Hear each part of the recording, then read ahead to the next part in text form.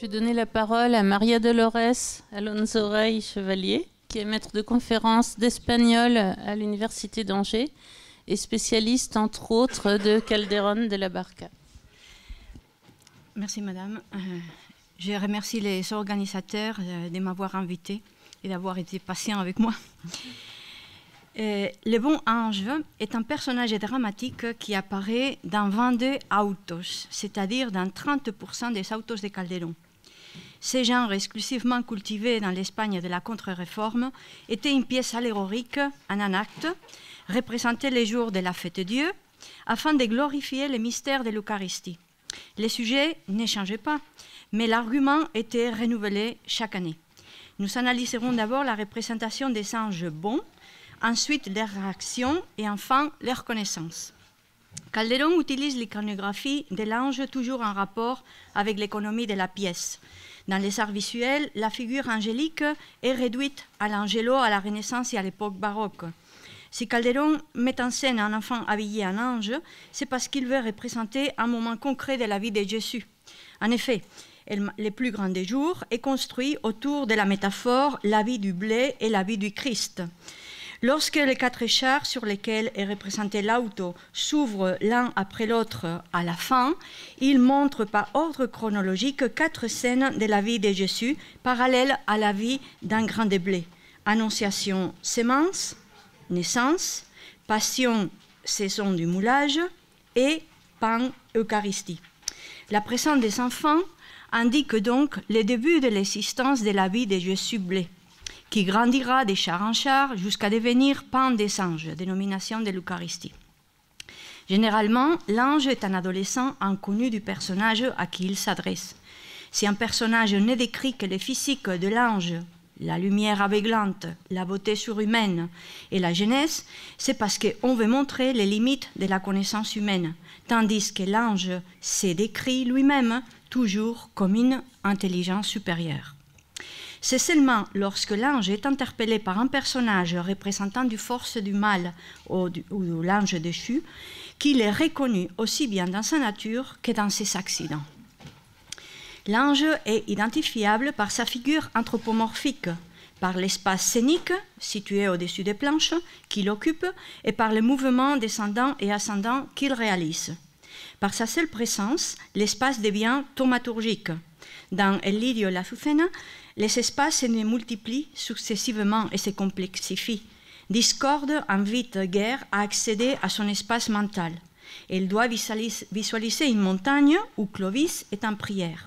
Un ange et une colombe descendent d'en haut pour lui apporter un bouquet avec 3 lits dorés, ses armoiries futures, et l'huile pour son baptême et son onction.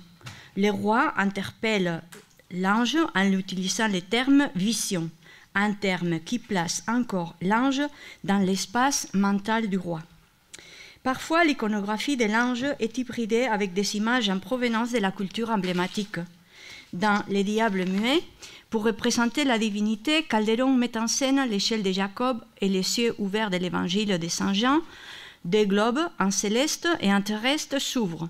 2 sortes, nature divine et amour du pèlerin, plus une échelle avec des anges qui descendent. Foix décrit la théophanie avec une métaphore qui fait des anges situés près de la lumière de Dieu, des papillons s'approchant du feu. L'essence traditionnelle de l'image est inversée. Si les papillons vont mourir dans le feu, les anges papillons brûlent sans se consommer. Les anges décrits par sa forme et par sa nature comme étant des intelligences ailées possèdent la même propriété que les buissons ardents. Comme nous le voyons, la codification iconographique est retravaillée pour obtenir toujours un surplus de sens. Nous pouvons à présent nous demander quelles sont les fonctions dramatiques des anges qui sont privilégiées par notre dramaturge. Dans les autos sacramentales, les anges en action peuvent être classifiés en 3 groupes. Anges annonciateurs, anges aidants et anges exécuteurs de la justice de Dieu. Quel type d'annonce est fait par les anges annonciateurs? L'ange annonce l'interprétation figurative de l'événement. Dans 1er et 2 Isaac, un ange y intervient 2 fois, car Calderón suit les 2 récits bibliques de la Genèse 22-24. les sacrifices d'Isaac et ses noces avec Rebecca. Lorsqu'Abraham se dispose à sacrifier son fils, l'ange apparaît dans l'air pour lui demander de suspendre son action. Il lui dit « Arrête cet acier, arrête les coups ». Mais dans un deuxième temps, il annonce que les personnages, les événements de l'Ancien Testament étaient des prophéties en acte, des préfigurations du Nouveau Testament. C'est ainsi qu'Isaac préfigure le Christ et Rebecca, la Vierge. Dans la deuxième angélophanie, a lieu dans le cadre d'un songe. L'ange guide Éléazar sur l'essence mystérieuse de noces, c'est-à-dire sur son interprétation figurative. C'est pourquoi la scène de la rencontre entre Éléazar et Rebecca, appartenant à l'Ancien Testament, est construite selon la scène de l'Annonciation du Nouveau Testament. Éléazar, devant Rebecca, prend le rôle de l'ange Gabriel devant la Vierge. Calderon est donc plus intéressé à présenter l'ange comme annonciateur de l'interprétation figurative qu'à représenter fidèlement le rôle de Gabriel selon le Nouveau Testament. Parfois, les anges agissent au cours de l'action en tant que maître de cérémonie. Dans l'humilité couronnée des plantes, ils convoquent les plantes à une joute. Par leur nature divine, les anges rendent possible la personnification et introduisent l'allégorie, qui sera explicitée lors de leur deuxième apparition. Ils incitent vignes et épis à prendre connaissance de leur lien avec la maison du pain de Bethléem et les noces de Canaan, pour conclure qu'elles ne sont que l'ombre des espèces eucharistiques. La dernière intervention est consacrée au couronnement et à la remise du prix. C'est lorsqu'il s'agit en tant qu'ange gardien que leur implication dans l'action est plus décisive. Ils deviennent des aidants. Tel est le cas de l'ange qui apparaît dans la dévotion de la messe, basée sur le combat entre les comtes de Castille, chrétiens, et les chefs musulmans Almanzor lors de la reconquête au Xe siècle en Espagne. Du côté d'Almanzor se trouvent Démon et Leilo, et du côté du bien, Ange et Pascual Vivas, serviteur du comte, qui malgré ses fautes et ses aventures amoureuses, il est fidèle à la messe. L'ange tutélaire de la Castille devient l'ange tutélaire de Pascual Vivas. L'ange va lui apporter d'abord une aide morale pour l'encourager à veiller dans la nuit. Ensuite, une aide physique, en interceptant une flèche qui allait le tuer. Et enfin, Ange déjoue les plans des sectes, son opposant, pour empêcher Pascual d'entrer à l'église. Mais c'est lorsque Ange prend l'apparence et la place de Pascual Vivas dans la bataille que la protection tutélaire devient miraculeuse. Ange prend l'initiative de l'action, la forme corporelle de Pascual, et compose même sa propre devise, résumant l'essentiel de l'argument. « Aide à ma place dans cette messe, je combattrai à la tienne. » Sur ce point, Calderon a respecté la légende médiévale. Mais l'épisode du remplacement d'un humain par un ange conservant l'apparence matérielle de l'humain sera utilisé pour montrer et faire comprendre les dogmes de la transsubstantiation. La légende du miracle angélique devient une simple analogie explicative.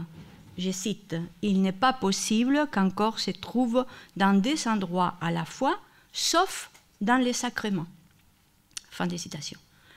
Dans El Santo Rey Don Fernando, deuxième partie, Calderon dramatise également la légende d'un miracle angélique. Deux anges sculptent l'image de la Vierge apparue en vision au roi libérateur de Séville, Ferdinand III. Il s'agit donc d'anges en action et d'anges aidants qui se déclarent serviteurs des hommes lorsqu'ils refusent d'être servis à table. Ils disent, je cite, « On nous apprend plutôt à servir les hommes qu'à être servis par eux. » Fin de citation. C'est par les chants harmonieux de leur voix que la sculpture est réalisée et que les rois identifient leur nature en les appelant pèlerins des cieux.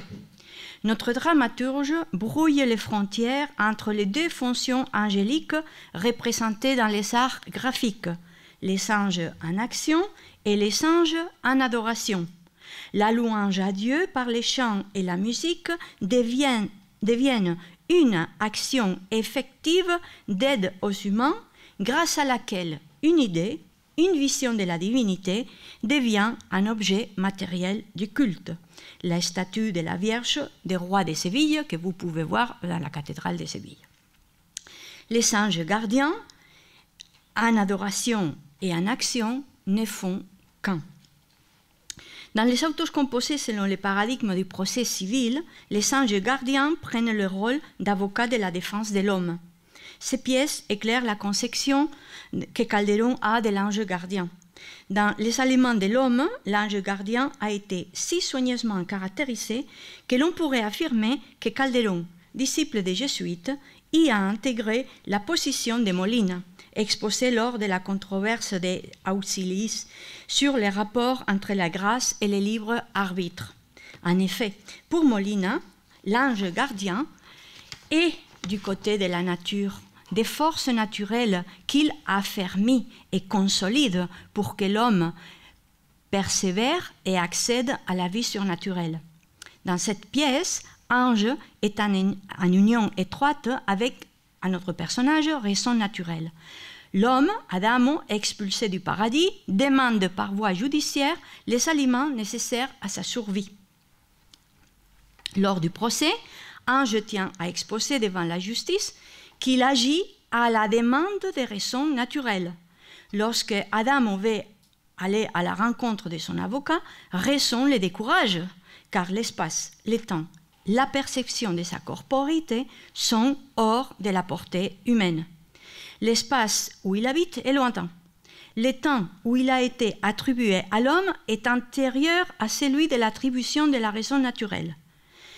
Pour que Adamo puisse voir son ange gardien, il reçoit une torche de raison naturelle, afin qu'il puisse être perçu par les yeux de l'âme et non par les yeux corporels.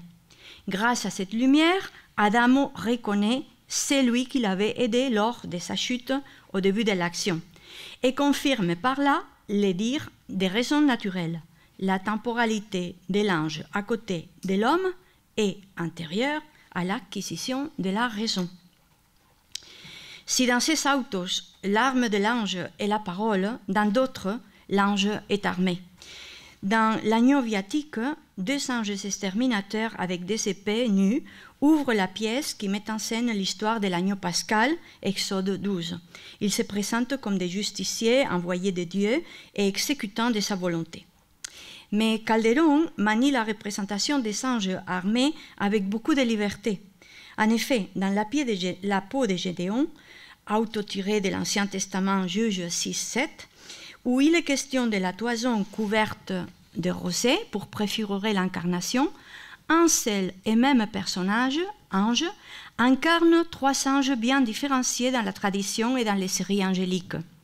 Il devient une sorte de synthèse ou d'élément invariant qui unit aussi bien les épisodes de l'Ancien que du Nouveau Testament.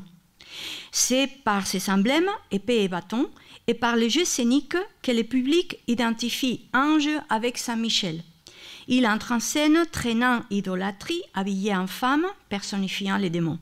De nombreux peintres espagnols représentent Saint Michel avec les bâtons courts, symbole d'Auctoritas, en tant que capitaine de l'Église et des armées célestielles. Lorsqu'idolâtrie veut voler la peau de Gédéon, Ange lui barre l'entrée. Il se présente comme le chérubin qui garde le paradis. Le public avisé penserait alors à l'archange apocryphe Uriel, qui, dans certaines traditions, était identifié comme l'ange qui avait chassé Adam et Ève du paradis. Enfin, Ange agenouillé salue Aurore avec la salutation de Gabriel et lui fait part d'une vision où il est question de la rosée du matin se répandant sur une toison. Aurore lui répond en acceptant la volonté du Seigneur, telle la Vierge. Calderon tient à enrichir la portée de la représentation et la fonction des anges. Qu'en est-il en ce qui concerne leur connaissance? Dans les autos, la pénétration et la clairvoyance angélique servent principalement à fixer les sens des événements et des objets présents, ainsi qu'à évoquer le passé et à montrer le futur. Les anges sont ceux qui savent et ceux qui expliquent les sens cachés de ce qui est visible. Dans le serpent en métal, les anges montrent un char où l'on voit un enfant sur une croix qui se pose comme l'accomplissement de la figura du serpent de métal et dévoile également les sens cachés de la manne, préfiguration de l'Eucharistie. Ange 1 dit « La manne pleuvait ». Ange 2. Elle est l'ombre et figure expresse de ces hauts sacrements qui, dans une pure hostie candide, aussi entre ombre et lumière, nous y est représenté.